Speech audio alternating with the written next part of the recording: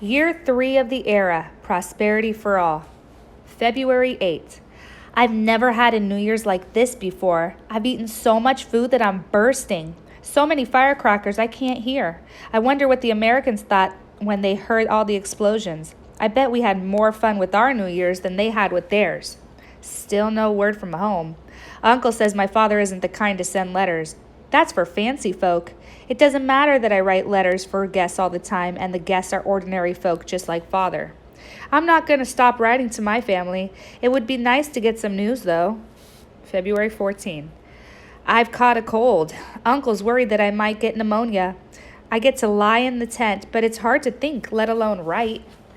February 27. I haven't been able to write for a while. My cold got worse, so this Sunday I've been moved into the Fox's tent, where a fire is kept going in the stove. But my cold doesn't get better. February 28. It's so cold and gray and gloomy that's just how I felt inside. Uncle and I played chess most of the day. He said that if the clans saw him now, they really would think that he was an idler. I told him that everyone knows he isn't lazy. I caught myself before I said that he's just unlucky. I think Uncle guessed though because he just smiled. He told me that whenever he feels tired or discouraged now, he thinks about home. Today's wages might be a silver or prime bottom land or maybe a new chair for our house. I saw what he was getting at. It's one step at a time. He nodded and said, "Before you know it, you've arrived at the gates of heaven." I hadn't thought much about it before, but Uncle is good at explaining things. I drank the hot tea that he had brought me. Suddenly, I started to remember all his other kindness since I arrived. He has taken such good care of me. He would have made someone a good father. So I asked him how come he never got married. Uncle said it wasn't for the lack of interest. However, he looked so sad I asked him what happened. It turned out it was for lack of prospects. No one wanted to let their daughter marry someone with no luck.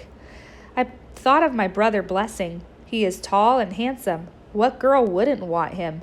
But who'd want someone like me? I'll always be a runt. Uncle said I am a guest of the Golden Mountain now.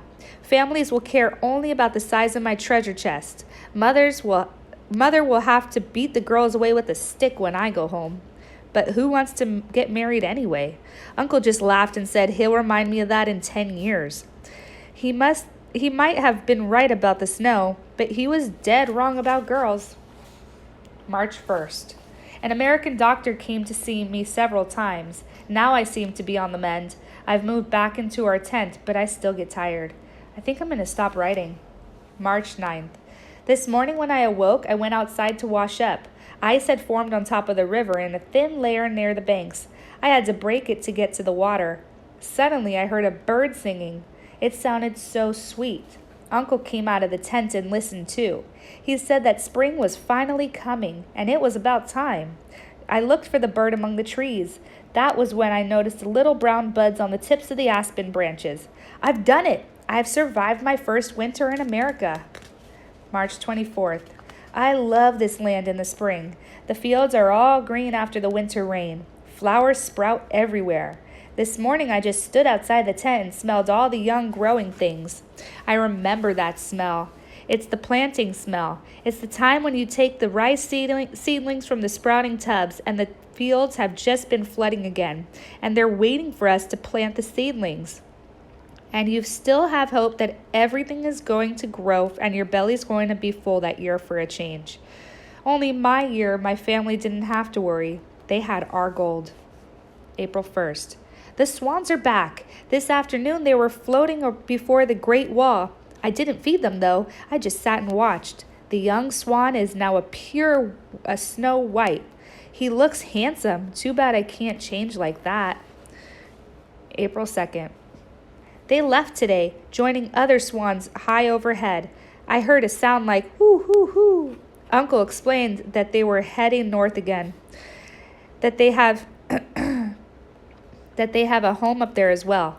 I hinted that the meadow by the waterfall is lovely. There ought to be all sorts of flowers blooming now. Uncle said that he had been up there last year in spring. There would be songbirds too. I asked him if we could go. I could see that Uncle was tempted. However, to my disappointment, he finally shook his head. It's even more dangerous now than the Americans claimed had played out. They resent the fact that we're still getting gold for ours. I argued that it isn't our fault they picked wrong, and anyway, it hasn't been their country for long. They took it from the Mexicans only 5 years ago, and the Mexicans took it from the Indians. Uncle sighed and said that unfortunately they don't see it that way. As I watched the swans fly away, I wished I could go with them. It would be nice to leave all these crazy people behind. April 3rd. This Sunday we heard shouting, but I didn't recognize all the words. However, I did hear a crowd chanting something about the Chinese must go. Whether they knew American or not, the whole camp had fallen quiet. It was like listening to beasts roaring in a jungle. I think we all thought about how far away China is. Even San Francisco seems too distant. We're all alone here. April 6th. I've hardly had time to write in my diary. For the last 3 nights, the Americans have held rallies just outside our camp. I haven't had time to brood, though. Everyone wants to send a letter back home to China. They're so scared they naturally think of home. Sometimes it's just a few lines to tell their families of how much they miss them. Most of them pour out all their worries and fears. I have to hear them over and over. I try to a machine that takes down their dictation, but sometimes I get very tired and very scared. April 7. The Americans are meeting again tonight just outside of camp. This one is the loudest of all. A group of us have begun praying. I think I'll join them. April 8. I can't sleep. The Americans had another meeting. Their echoes carried through the tents. I heard the word kill a lot.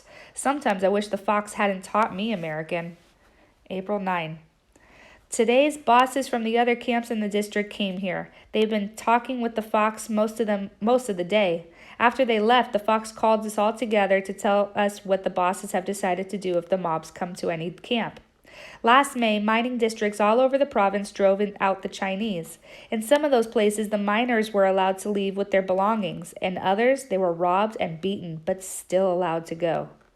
In few places, they would never leave at all except as bones back to China. The bosses have decided that we should not resist if a crowd of bullies comes to chase us out. Prosperity protested that the Fox is gambling with our lives. We should fight back. The Fox told him that would be even more dangerous. If we fought, we'd make the Americans even more angrier, and then someone would get hurt for sure.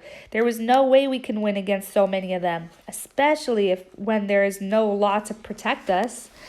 I remember what he had said about true courage, about how really brave people put their families before their pride, but it sticks in my throat. I'm like Prosperity. I want to fight. We made this claim.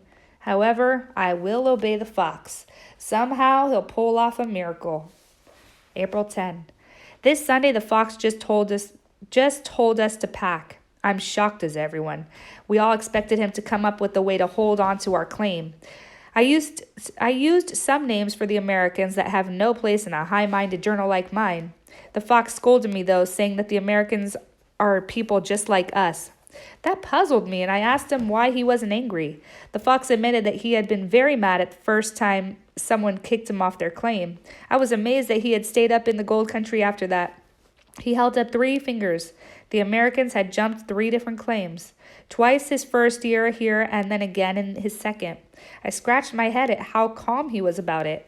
He told me that hate is a luxury for a guest. Hate is so much baggage that slows a guest down, and a guest has to be nimble. He tapped 1 foot against the ground to remind me. I pointed out that Americans hate us. The Fox explained that they hate us only because they are scared of us, and they are scared for their families just like we would be. But I swore that I will never forgive them. The Fox told me that I don't have to. I just have to go on with my life. April 11.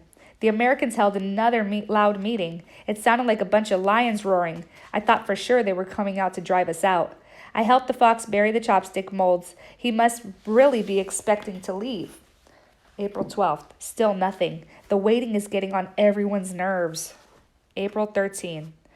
This has to be quick. But if something happens to me, I hope my diary survives. The mob is coming. I'm so scared. April 19. We've been running and hiding for 6 days. I can now write more about the day we left because Fox says we're safe for the moment. We're taking a short rest. While the cook brews up some tea, I want to write down everything before I forget. Today started out like any other. We worked on the claim and then went back to clean up. Just as I was washing, Hiram stumbled onto our claim. He was sweating and panting as if he had run all the way. He told me we all had to get out. A mob was coming to drive us away from the claim. The miners who understood American began to tell the others Hiram's news in hushed, frightened voices. I knew Hiram had taken a considerable risk to come here, so I thanked him. Then, in the same breath, I told him to leave. I didn't want his cousin to catch him here. Hiram shook his head and said it didn't matter. He wasn't going to stay. He'd lost his taste for mining. He'd tried his hand at farming that rich land we'd seen on our way up here. There was so much we wanted to say to each other, but there was no time. A miner shouted from the edge of our camp that the Americans were coming. I said that maybe I'd drop by his farm sometime with a grin he told me that I'd be welcome. I watched him slip into the brush near the camp. When I went inside to get my things, I hid my diary in my pants. It was the one thing I didn't want to lose. When the mob finally came, they had torches, so I could see the bully faces in front. Behind the front rows, the faces looked different. Many looked embarrassed. They didn't seem to want to be part of the mob. The fox reminded us again to stay calm and not fight back. Then he announced to the mob in English that we were leaving. A dozen Americans began to grab our things and go through them. They began to take some stuff. Some of the Americans, though, were ashamed and pulled the looters back. We gathered up our scattered belongings, including the disguised gold. The mob kept the strong box, but there was only a small amount in it. As I stumbled into the dark, all I could think was, who will feed the swans?